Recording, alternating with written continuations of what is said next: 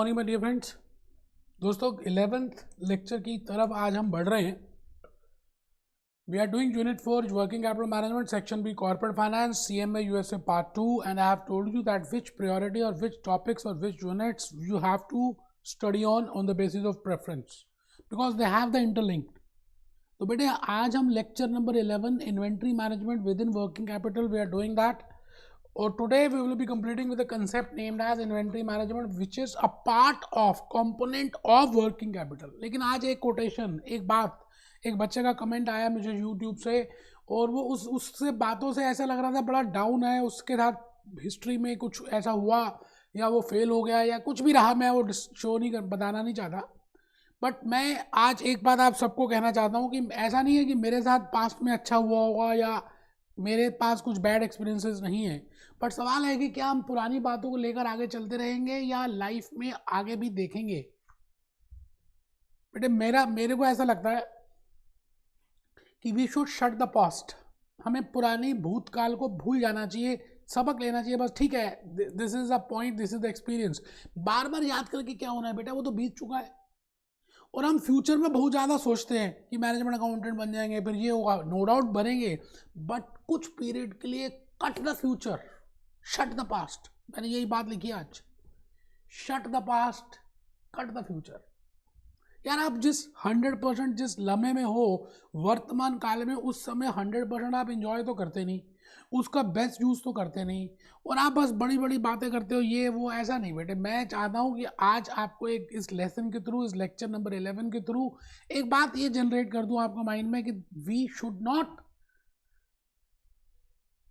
again and again recover that memories of past. Shut the past, cut the future, be in present, और 100% दो बेटे, जो हम देंगे वही वापस आने वाला है, इस बात को समझ लेना आप।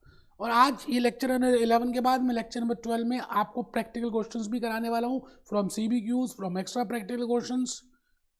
बीच में तो ऐसे एक आध एग्जाम्पल बता दिया, अब हम इसके बाद पूरी प्रैक्टिस जैसे हमने लेक्चर 6 में की थी वैसे ही after this we will be doing with next lecture से that what are the basic हम देखेंगे कि क्या सच में ही प्रैक्टिकली हमें बातें समझ आ गई हैं।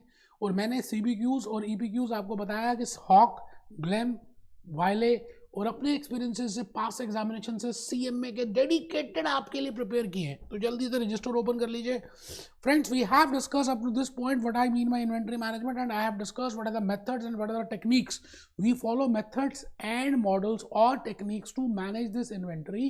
We have discuss economic order quantity, economic batch quantity, stock out order quantity, and in the last lecture I have told you the example of reorder level.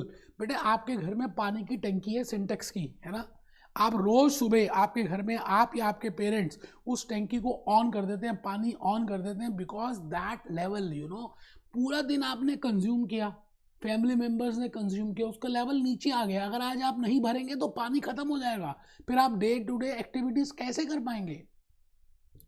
तो एवरी डे आप अपनी टैंकी को भरने के लिए बटन ऑन कर देते हैं, that level is named as reorder level, the level at which I should order it again।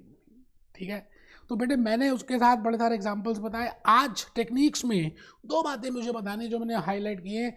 One is how the ratios can help me in finding out that whether I am doing inventory management properly और not. और बेटे एक हम Japanese system करेंगे, just in time inventory management, very important for practical life. MCQs भी आते हैं और ऐसे टाइप भी आता है। आपने ध्यान से बस मेरी बात को सुनना है, 15-20 मिनट की क्लास है, लेकिन आपको पूरी बातें समझ आ जाएंगी। आप मुझे बताइए, मिस्टर रामलाल की तबीयत खराब है, अब ये नहीं पता चल रहा है कि उनको कोविड है या नहीं, तो हम क्या करते हैं, ब्लड टेस्ट लेते हैं, मिस्टर रामलाल का ब्लड टेस्ट को चेक करते हैं और उसकी रेशियोज कैलकुलेट करते हैं और उसकी कुछ परसेंटेज देखते हैं और उसके बाद एनालाइज करते हैं that whether he is positive covid और नेगेटिव कोविड। ऐसे तो करते हैं। It means ratios, it means एक कैलकुलेशन अगर हम कर लें, एनालिसिस कर लें, so that we can find out that पूरा का पूरा पॉपुलेशन कैसा है। तो हम सैंपल से पॉपुलेशन का एनालिसिस करने की कोशिश करते हैं और उसी तरह से on the same basis in case of inventory management we calculate different types of ratios और उन रेशियोज की हेल्प से we will calculate that whether this company is properly managing that inventory और नॉट। क्या वो कंपनी अपनी inventory को properly manage कर भी रही है या नहीं कर रही। तो मुझे आराम से पता चल जाएगा। अगर मैं किसी भी बच्चे की हैबिट्स को देखूं कि सुबह कितने बजे उठता है, फिर क्या करता है, उसके बाद क्या करता है, मोबाइल कितना देखता है, लैपटॉप कितना देखता है, उसकी हिस्ट्री चेक कर लूँ क्या क्या देखता है, और फिर जॉब में क्या, तो I can write a essay on that. Similarly, if I know that inventory management ratios, this is inventory turnover ratio. These are the days in inventory which I am holding it for before sale. So I can find out that whether the people are managing properly or not. तो आइए आज हम उन्हीं की बातें करेंगे. मैं भूपेश आनंद आज आपको कुछ टर्नओवर रेशियोज की बात बताऊंगा. इन्वेंटरी मैनेजमेंट को एसेस करने के लिए अगर हम रेशियोज की मदद लें तो एक सबसे इंपॉर्टेंट रेशो जिसका नाम है इन्वेंटरी टर्नओवर रेशो. बचपन से सुनते आ रहे बेटा, बहुत छोटे से थे आप तब से सुन रहे हैं इन्वेंटरी टर्नओवर रेशो. आज मैं विकीपीडिया की हेल्प से आपको बताऊंगा व्हाट इज इन्वेंटरी रेशो. मैं आज अपने जूस नोट्स की हेल्प से बताऊंगा what is inventory turnover ratio. But उससे पहले मैं अपनी कहानी बताऊंगा. मेरी कहानी मुंह जबानी, भूपेश आनंद की कहानी मुंह जबानी टर्नओवर रेशो. अच्छा, रेशो का मतलब क्या आपको पता है? रेशो क्या चीज होती है? किन्हीं भी दो चीजों के बीच में रिलेशनशिप को निकालना, दैट इज रेशो. जैसे मैं current ratios with respect to current liabilities calculate करूं, इसका मतलब I am comparing one variable with one variable. If I am comparing rainfall with sale of umbrellas, it means I want to calculate the relationship between rainfall and umbrellas. If I want to find out the relationship between sun heat and the sunscreen lotion, it means I want to find out the ratio between these two. तो बेटे कभी भी किसी भी दो चीज़ों के बीच में मोहब्बत निकालनी हो, इश्क निकालना हो, इवन इन यूएसए में भी ऐसा ही होता है बेटे, अमेरिका में भी ऐसे ही होता है, ऑस्ट्रेलिया में भी ऐसे ही होता है, इंडिया में भी ऐसे ही होता है. अगर मुझे दो वेरिएबल्स के बीच में इश्क निकालना है, मोहब्बत निकालनी है, गर्मी निकालनी है, that is named as ratio. और रेशो की एक बड़ी खासियत है कि हम क्या करते हैं, न्यूमरेटर को विद रिस्पेक्ट टू डिनोमिनेटर पढ़ते हैं. इसका मतलब एक वेरिएबल को हम ऊपर रख देते हैं न्यूमरेटर की जगह और दूसरे वेरिएबल को डिनोमिनेटर की जगह रख देते हैं. तो numerator is read with respect to denominator. For example in current ratio we see current assets upon current liabilities. Quick ratio we see quick assets upon quick liabilities. Gross profit margin we see gross profit upon sales. आप देख लीजिए कोई भी ratios, एक बच्चा कहता है अच्छा आप समझ आया लॉजिक, ये अमेरिका में बना था. नहीं बेटे, ये इंडिया में है.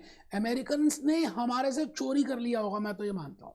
इंडियंस क्या बात करेंगे बेटा. तो द सिलेबस ऐसा नहीं है कि जो उन्होंने सिलेबस दे दिया बेटे. सवाल हुआ कि वो जल्दी डेवलप कर गए, उन्होंने जल्दी फाइनेंशियल सिस्टम्स बना दिया. They have developed their own courses and they have demand, they have control the market. So because of that only we are doing now CMA USA. Otherwise हमारे अपने कोर्सेज भी अच्छे हैं. कोई बात नहीं, मैं अब उस चर्चा में नहीं जा रहा. मैं ये डिस्कस करना चाहता हूँ.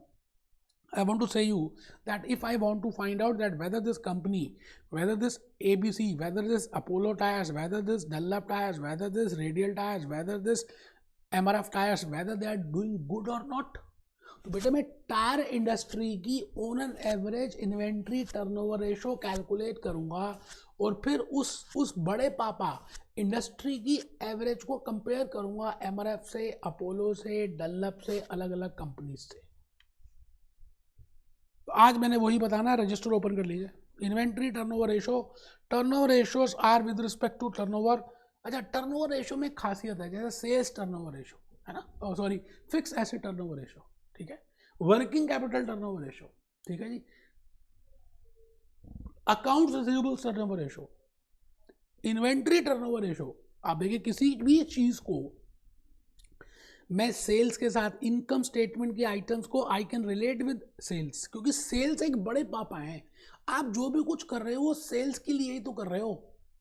आप वर्किंग कैपिटल अपने पास रखते हो, आप अपने पास इन्वेंट्री रखते हो, आप रिसीवेबल्स रखते हो, आप एक्सपेंसेस कर रहे हो, आप कॉस्ट इनकर कर रहे हो. It is because you want to do sales. So I can relate each and every debit item of my income statement, of my statement of comprehensive income as per IFRS with sales, with turnover. So दो ratios जहां पर मेरी मैं मोहब्बत निकालता हूं turnover के साथ, उनका नाम है टर्न ओवर रेशोस. तो आज उसी में से एक रेशो हम करने वाले हैं जिसका नाम है inventory turnover ratio.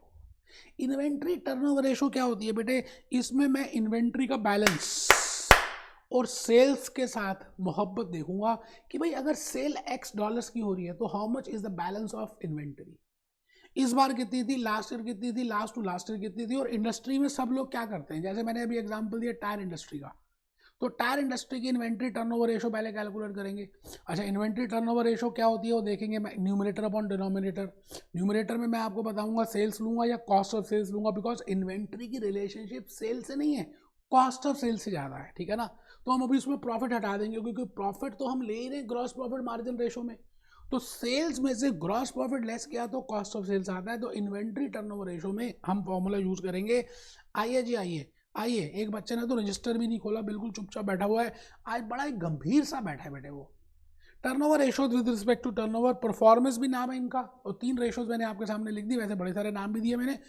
Inventory turnover we have did in section A, जब हमने एनालिसिस किया तो सारा बताया था, बट मैंने आपको बताया कि आपको इस तरह से चलना है। पहले सेक्शन बी के जो यूनिट्स में करा रहा हूँ, फिर जो जैसे जैसे मैंने लेक्चर्स में बताया, अगर आप वैसा करते हैं, मुझे खून दो मैं आज़ादी दूंगा। Inventory turnover, account receivables turnover, accounts payable turnover. अब आप हायर द बेटर क्यों है बेटा, ऐसा जरूरी है कि सारी रेशो हायर द बेटर होती है। मैं कहता हूँ आपका blood pressure higher the better होगा क्या, sugar level higher the better होगा, नहीं।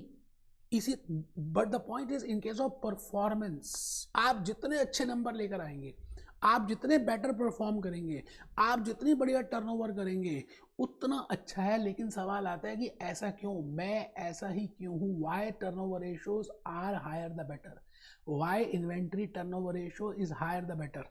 ठंड रखो बेटे, बताता हूँ, सारी बातें बताऊंगा। पहले एक बात लिख तो लो कि इन्वेंट्री टर्नओवर रेशो का एक्चुअल मतलब है क्या, हॉक क्या कहता है, वाइले क्या कहता है, ग्लेम क्या कहता है, और भूपेश आनंद क्या बोलता है। मैं ये कहता हूं, how many times during 12 months the company sells its inventory. एक तो इस एंगल से हम पढ़ सकते हैं कि एक साल में, 12 महीने में, एक फाइनेंशियल ईयर में हमने कितनी बार इन्वेंटरी को बेचा। बोलो, बात समझ आई।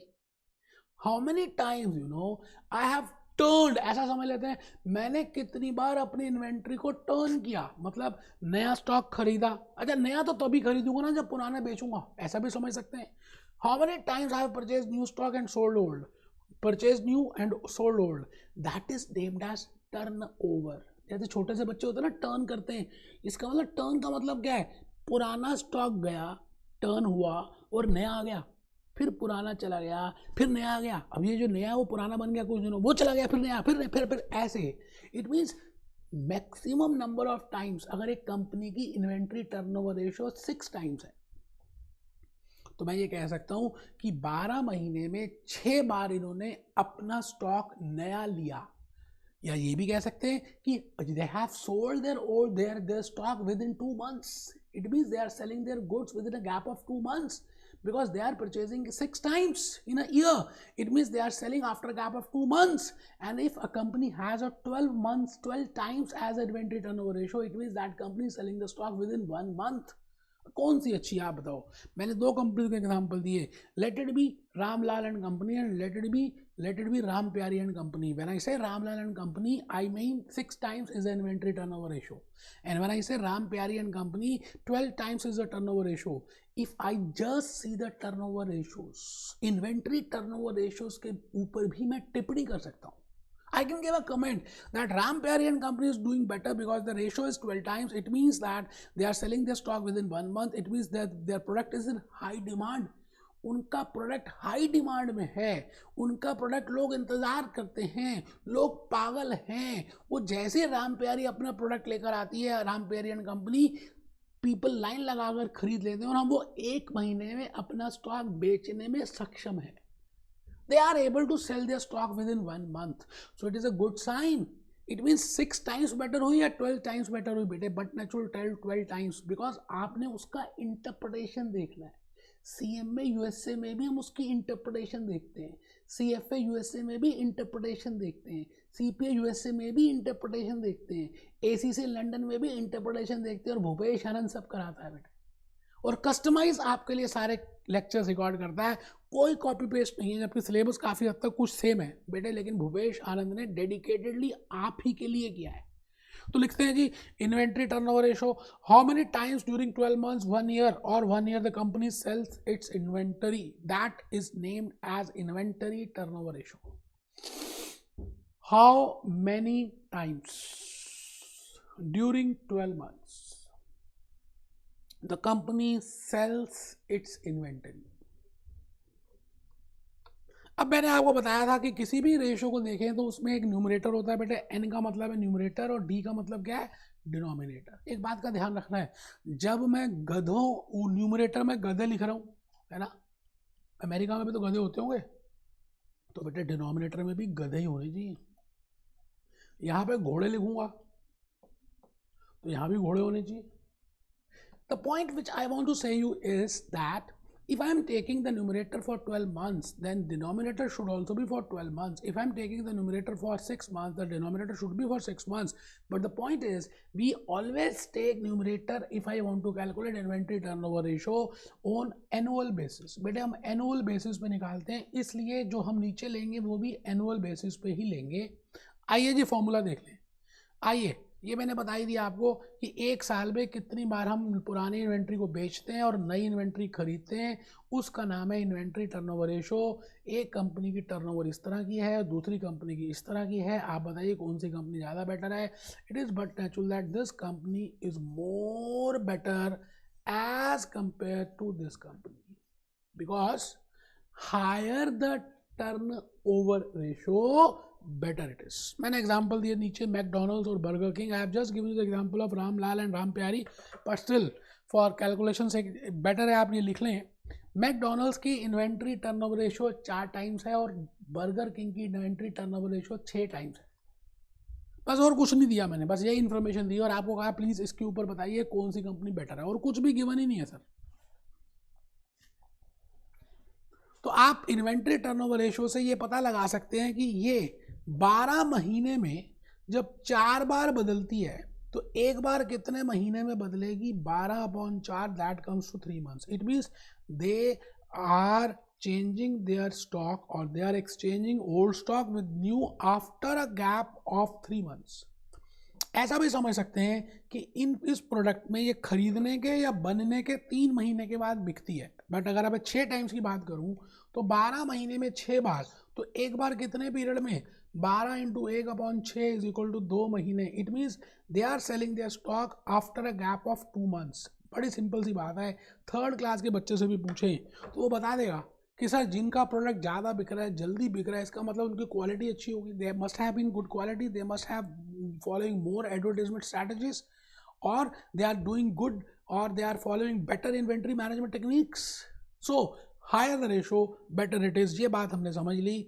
मैं अब एक छोटी सी बात बताना चाहता हूँ, दैट इन्वेंटरी टर्नओवर, इन्वेंटरी का रिलेशनशिप हमने कॉस्ट ऑफ सेल से रखा।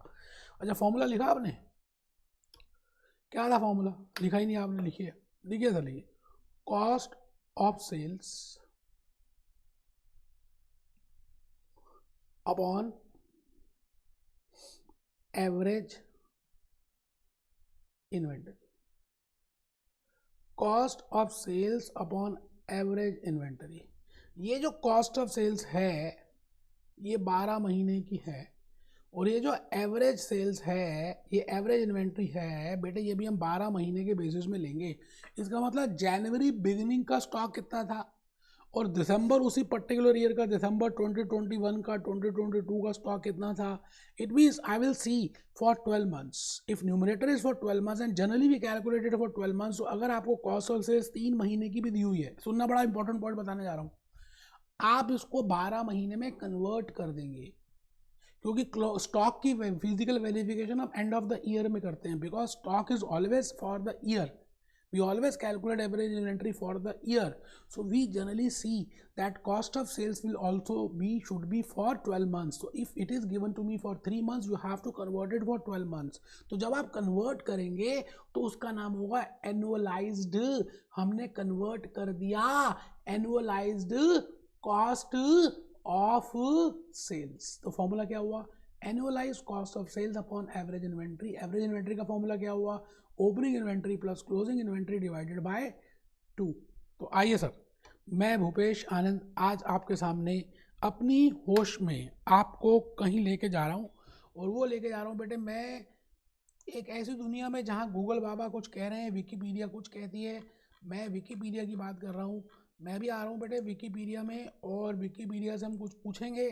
पर उससे पहले I think in the last lecture we have seen that economic batch quantity, और वी हैव सीन दिस, ये वाले डायग्राम्स भी हमने देख लिए थे बेटे। ये तो लास्ट लेक्चर में देख लिए थे, ऑर्डरिंग कॉस्ट, कैरिंग कॉस्ट। फिर मैंने कहा था दोनों इक्वल होती हैं, वी कैन कैलकुलेट दिस। ठीक है, ये तो मैंने ऐसे निकाल दिया, दिखाना नहीं था, आप कर चुके हैं, आई नो दैट आप कर चुके हैं सर, सॉरी मेरी गलती रही सर, ये भी कर चुके हैं सर, छोड़िए। मैं अभी कुछ और दिखाना चाह रहा हूँ आपको, और ये आ गया सर एकदम, कोई बात ही नहीं है। मैं भूपेश आनंद आज आपके सामने जूस नोट्स लेकर आ गया हूँ, and I want to show you the juice notes. Just in time inventory देखेंगे, अभी देखा नहीं, हमने स्टार्ट नहीं किया, ये भी देखेंगे। पहले रेशोज की बात कर रहे हैं, तो inventory turnover ratio is equal to cost of goods sold, और इसमें आप कॉस्ट ऑफ सेल्स भी लिख सकते हैं, जैसे मैंने अभी बताया, cost of sales upon average inventory. ठीक है जी, days supply to inventory 365 upon inventory turnover, और 12 मंथ्स, जैसे मैंने अभी किया कि 4 टाइम्स है, तो you can convert in holding stock, holding period, कि भाई 12 महीने में अगर 4 है तो एक में कितना है, इतने में इतना, तो इतने में कितना। बेटा फॉर्मूला रटने नहीं है, लॉजिकली बातों को समझ आएगी। Even if you are going for American papers, तभी तो मैंने अमेरिकन यूरोपियन जल्दी क्लियर कर लिए, बिकॉज लॉजिक सेम था, कंसेप्ट सेम था, मेरे कंसेप्ट क्लियर थे, तो मैं जल्दी जल्दी करता गया। आपको भी मैं यही बात बता रहा हूँ कि आपके कंसेप्ट का क्लैरिटी होना बड़ा इंपॉर्टेंट है, फिर कुछ फॉर्मूले रटने नहीं पड़ेंगे। जैसे मैंने आज बताया रेशो न्यूमरेटर अपॉन डिनोमिनेटर, ठीक है जी। फिर मैंने बताया न्यूमरेटर और डिनोमिनेटर की मोहब्बत, उसका प्यार, उसका इश्क, उसके यूनिट्स। अब जैसे मैं आपसे पूछूं वर्किंग कैपिटल टर्नओवर, तो आप फॉर्मूला डिराइव कर सकते हैं, sales upon working capital. Fix asset turnover, sales upon fix asset, जो हमने पार्ट ए में किया। ठीक है सर, तो चलिए अभी हम कहाँ जाएंगे, अभी कुछ लिखते हैं बेटा, थोड़ा सा लिखते हैं, उसके बाद आज लिखना भी वैसे कम ही है। आओ जी, ये बेटे ये मैंने एक रिलेशनशिप बतानी है, that what is a relationship between inventory turnover ratio and gross profit ratio. Both are positively related, आपस में दोनों पॉजिटिवली रिलेटेड हैं, जैसे दीपिका पादुकोण और Ranveer, because now they are husband and wife. अगर आप ध्यान से देखें तो रणवीर की जो स्टेटमेंट होती है वही दीपिका की स्टेटमेंट होती है, और जो दीपिका बोलती है बिल्कुल उसी तरह से रणवीर बोलता है। आप रणबीर कपूर की बात नहीं कर रहे, रणबीर कपूर और आलिया भट्ट, रणबीर कपूर और Katrina Kaif. It means relationship का मतलब है उनके बीच में आंख मटक का प्यार, मोहब्बत, लड़ाई, दुश्मनी क्या चल रही है, that now there can be a positive relationship और there can be a negative relationship. So I want to just tell you that inventory turnover and gross profit ratio what are their relationship. तो मैंने उसके लिए क्या किया, एक छोटा सा डब्बा बना दिया, मैंने एक्स एक्सिस बनाई, हाँ जी, एक्स एक्सिस ये मान लेते हैं, ठीक है जी, और ये वाई एक्सिस है, इसको मैंने रिलेट किया, अभी देखेंगे। मैं पहले चाहता हूँ कि एक छोटा सा सिस्टम और बता दूँ। आई थिंक इन द लास्ट, अभी आज ही के लेक्चर में मैंने बताया जब स्टार्ट किया था, that I will be giving today inventory management turnover ratios, और जस्ट इन टाइम की बात करेंगे बेटा, बस लास्ट कंसेप्ट है इन्वेंट्री मैनेजमेंट का, just in time inventory, just in time inventory management. Japan में टोयोटा कंपनी है जो गाड़ियां बनाती है, वहां पर एक व्यक्ति ने ये नया सिस्टम निकाला। बट आपको पता ही ना आजकल सब कुछ रोबोट से हो रहा है, everything is auto generated, automatically, with the help of machines. तो आने वाला ज़माना कैसा वो बताने जा रहे हैं just in time inventory management से। नो डाउट अभी हम फॉलो नहीं कर रहे, कुछ कंट्रीज़ में हो रहा होगा, कुछ कंट्रीज़ में भी, कुछ कंपनीज़ में, क्योंकि इसके लिए बड़ा सारा प्रॉब्लम आता है, बहुत सारी चीज़ों का ध्यान रखना पड़ता है। मैं इसको समझाने के लिए मैकडोनल्ड का केस स्टडी लूँगा। आप कभी मैकडोनल्ड गए, आपने कभी वहाँ पे खड़े होते हैं, आप जैसे ही ऑर्डर करते हैं, वो जो ऑर्डर ले रहा होता है वो आवाज़ मारता है, one big size mix veggie, one this, वो आवाज़ देता है, और जैसी आवाज़ देता है उसके पीछे, काउंटर के पीछे कोई खड़ा होता है, वो फटाफट आगे आवाज़ देता है, और जो एक्चुअली में बर्गर बना रहा होता है बेटा, वो मिक्स वेजी बनाकर विद इन सम सेकेंड्स, अभी आप इधर भी नहीं आए, आपके सामने वो पूरी ट्रे आ जाती है। पहले बर्गर नहीं बनाया होता उन्होंने, ऐसा नहीं कि पहले ही बर्गर बना के रख दिए, उनको स्टॉक कर रहे हैं, जैसे आए निकाल के दे दिया, बेटे उसी समय बनाते हैं। मैं आज just in time inventory management को उसी मैकडॉनल्ड्स के केस स्टडी से आपको रिलेट करके बताऊंगा, और मैंने उसी को विकीपीडिया से निकाला और जो बताना है। तो आप प्लीज़ रजिस्टर ओपन करें। देखिए एक तो ये बात है ना, आप लिखते नहीं है, मुझे अच्छा नहीं लगता बेटे, मैं थप्पड़ भी मारता हूँ वैसे तो, नेक्स्ट क्लासेस से थप्पड़ मारना शुरू कर दूंगा, ये बात समझ लो। बिल्कुल कमर सीधी करके बैठना बेटे, ईमानदारी से। ऐसे नहीं यार, आप ऐसे थोड़ा यूएसए का पेपर है तो आप कर नहीं बैठेंगे कर लेंगे, कैसी बातें करते हो यार। डॉलर्स में पेमेंट करनी पड़ेगी आपको, डॉलर्स में है, एग्जामिनेशन फीस दोबारा देनी है। लिखो just in time inventory management को, मैंने आपको ये कहना है कि इन्वेंट्री मैनेजमेंट के दो ब्रॉड कैटेगरीज हैं। एक पुराना ज़माना, वो गुजरा हुआ ज़माना जो आज तक हमने डिस्कस किया, उसका नाम है इन्वेंटरी ट्रेडिशनल सिस्टम। वो स्कूल का ज़माना, वो बीते हुए दिन जो आपको याद आते हैं, है ना, आते हैं ना। तो हम इसमें क्या करते थे, पहले कॉस्ट पर ऑर्डर, फिर रीऑर्डर लेवल, फिर लीड टाइम, फिर ये फिर वो। एक्चुअली में अगर आप ध्यान से देखें, ये सब कुछ ताम झाम करने की ज़रूरत क्यों पड़ी? क्योंकि सब कुछ ऑटोमेटेड है ही नहीं। आपको सप्लायर्स के पास जाना है, सप्लायर्स के साथ टेंडर्स देखने हैं, फिर आपने सप्लायर सेलेक्ट करना है, सप्लायर बहुत दूर है, वो सामान भेजेगा तो टाइम लगेगा। बेटे देयर इज अ मिसमैच, और लाइफ में आज तक ऐसा ही हो रहा है। बट एक सिस्टम दूसरा है जो Toyota company, Toyota manufacturing car company ने स्टार्ट किया, बिकॉज वहां पर उनके पास सब चीज़ें पहले से ही थी।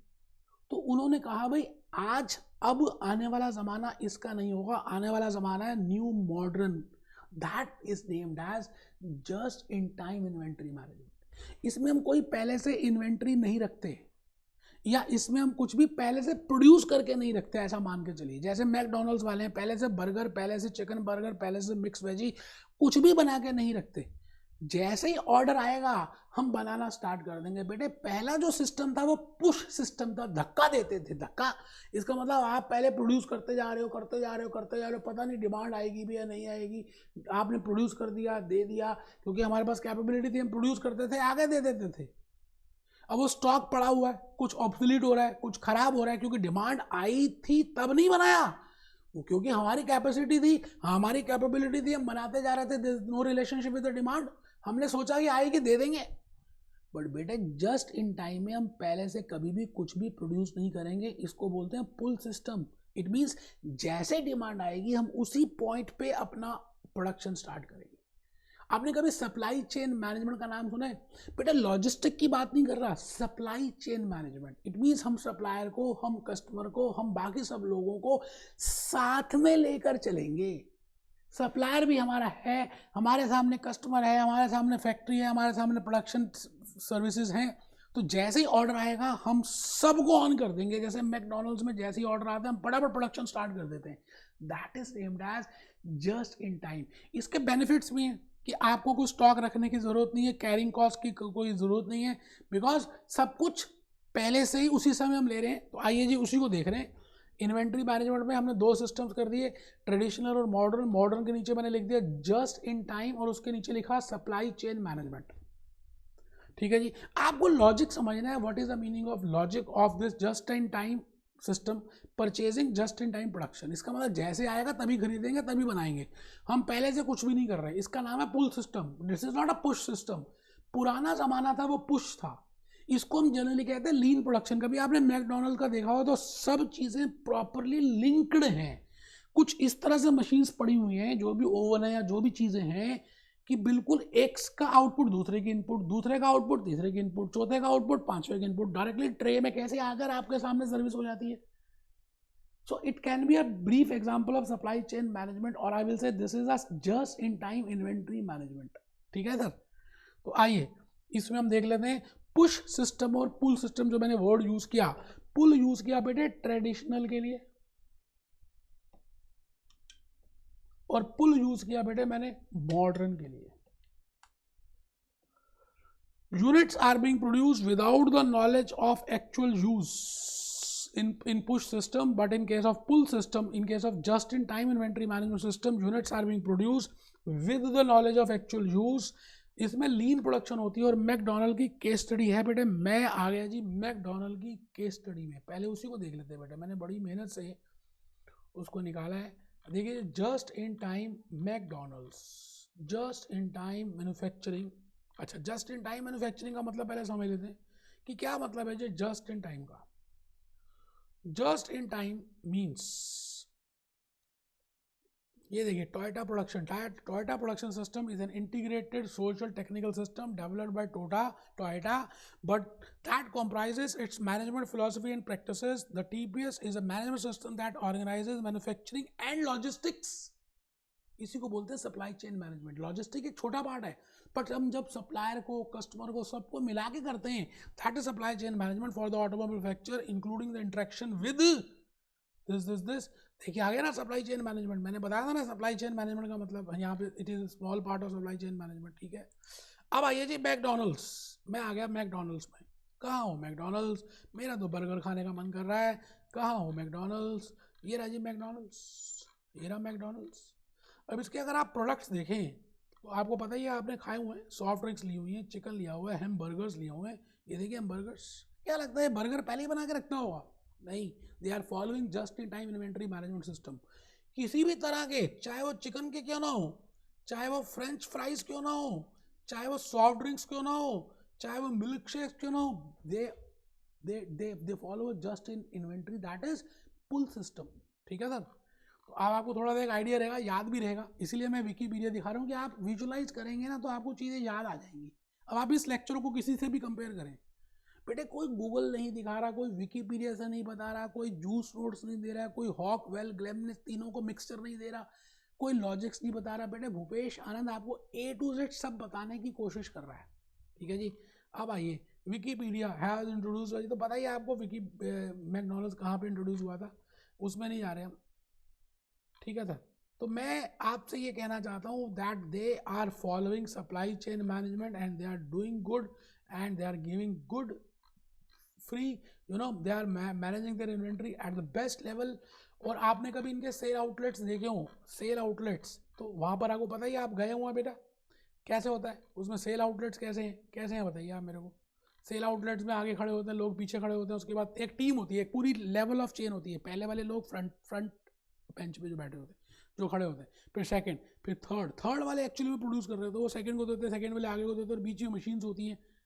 किस तरह से this production is named as lean production, when all the things are integrated with each other, that is named as lean production and that system is named as just in time. मुझे नहीं लगता after some period 10 15 20 साल लगेंगे, मुझे लग रहा है कि आफ्टर सम पीरियड ये आ जाएगा system, but up to today's extent it is not there. No doubt आएगा, हम उसी उम्मीद में हैं, जिससे कि हमारी कैरिंग कॉस्ट कम हो जाएगी। ठीक है जी, तो अब आ रहा हूँ मैं एक बार अपने जूस नोट्स में आपको बताने के लिए कि मैंने अभी तक क्या क्या करा दिया। लो जी, कैश इन्वेंट्री मैनेजमेंट का समापन होने जा रहा है। We have seen just in time. Just in time में हमने क्या क्या सीखा? It is an inventory system, the storage of inventory is treated as a non value adding activity. GIT minimizes inventory management by having material arrive at the time they are needed, जब चाहिए तभी। Waste क्यों करना यार?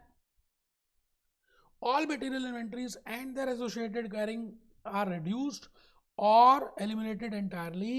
Binding agreement with the suppliers, this is supply chain management। suppliers को पहले से ही अपनी फैमिली मानना, कस्टमर्स के बेसिस में अपने यूनिट्स को डेवलप करना। मैकडोनल्ड्स यही करता है बेटे। So that is named as just in time. तो मुझे ऐसा लगता है कि इस इन्वेंट्री मैनेजमेंट में जो भी मैंने 4-5 लेक्चर्स लिए हैं, इनको ईमानदारी से कर लें, क्योंकि लेक्चर नंबर 12 में मैं प्रैक्टिस कराने वाला हूँ आप सभी को, है ना। तो बेटर रहेगा कि आप एक बार पहले रिवाइज कर लें, रटना कुछ भी नहीं है, लॉजिक समझने, सो दैट कि हम नेक्स्ट लेक्चर में पूरी प्रैक्टिस करेंगे, हॉक की, ग्लैम की, वाइले की, CBQs, EPQs, मजा आ जाएगा बेटे। और इवन लास्ट एग्जामिनेशंस जो हमारे IMA के हैं, we will be doing that, pass examination, mock test. Be happy, be jolly, be cheerful.